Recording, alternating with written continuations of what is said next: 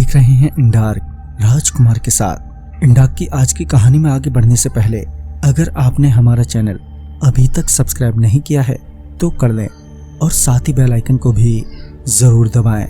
दोस्तों, अगर आपके पास भी ऐसी ही कोई कहानियां हैं तो हमारे साथ जरूर शेयर करें हमारे इंस्टाग्राम आईडी पर। इंस्टाग्राम आईडी है network_33, जिसका लिंक नीचे डिस्क्रिप्शन बॉक्स में दिया गया है। ऐसे ही और वीडियोस के लिए देखें network33।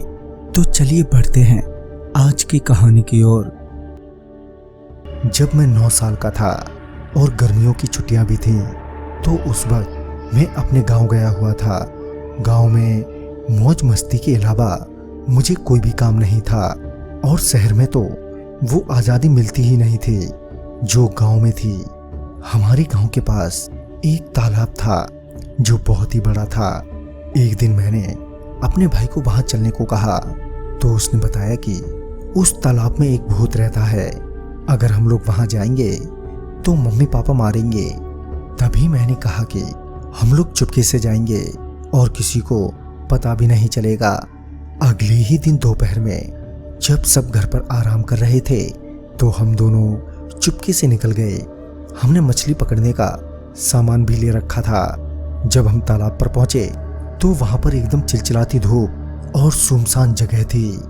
वहां पर दूर दूर तक कोई भी नहीं था सिवाय हम दोनों के। तालाब पर पहुंचकर थोड़ी ही देर बाद हम लोग मछली पकड़ने लगे।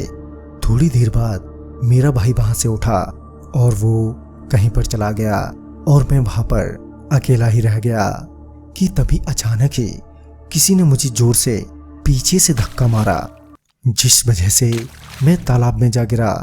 शुक्र की बात तो ये थी कि तालाब ज्यादा गहरा नहीं था, मगर फिर भी मैं बाहर नहीं निकल पा रहा था। मुझे ऐसा लग रहा था जैसे कोई मुझे अंदर की तरफ डुबा रहा हो। पानी में मेरी सांस फूलने लगी थी कि इतने में ही किसी ने मेरा हाथ पकड़ा और मुझे ऊपर खींच लिया। लेकिन वह कोई और नहीं था बल्कि वो मेरा भाई ही था। थोड़ी देर बाद जब मैं सामान्य हुआ तो मैंने अपने भाई से पूछा कि तूने मुझे धक्का क्यों दिया। तो उसने कसम खाते हुए कहा कि भैया, मैंने धक्का नहीं दिया था। तभी मेरी समझ में आ गया कि जरूर यहाँ पर कोई ना कोई चक्कर है और मेरे भाई के चेहरे से भी लग रहा था कि वो झूठ नहीं बोल रहा था। तभी हम दोनों जल्दी से वहां से भागे और फिर दोबारा वहां पर हम लोग कभी नहीं गए।